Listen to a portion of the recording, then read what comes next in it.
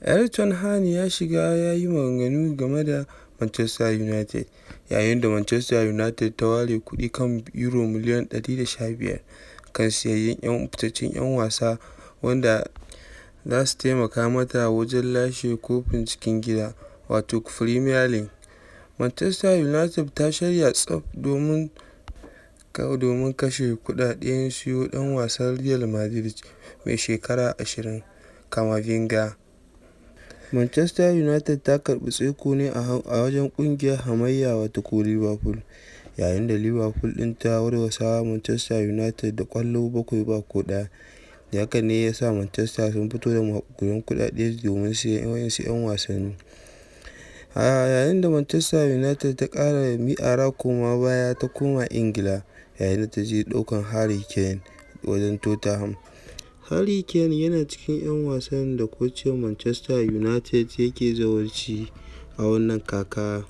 Ta gefe guda kuma za mu ji mai horar da ƙungiyar Manchester United ya ƙara tura wakilansa domin samun ido a kan ɗan wasan Ghana wato Mohamed Kudus, yayin da Erik ten Hag yake ganin ɗan wasan zai iya ba shi gudunmawa 100%. Ga wasu sauraro, kar ku manta har yanzu kuna cikin tashar Aji Daɗi Top TV. Idan yau ne zuwanka na farko, ka danna mana subscribe, ka danna ƙararrawa domin samun rahotanni da zarar mun ɗora. Bayern Munich ta yi wa PSG gida da waje a kofin da ake bugawa na zakarar nahiyar Turai, yayin da ta zo Faransa Germany ta ci ta 1-0.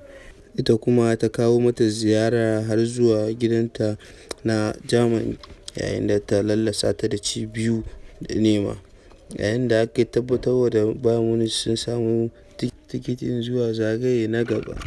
Tammy Abraham, yayin da wasu ƙungiyoyi da dama suke neman ɗan wasan daga Premier League, yayin da Manchester suke zawarcin Tammy Abraham da su da West Ham.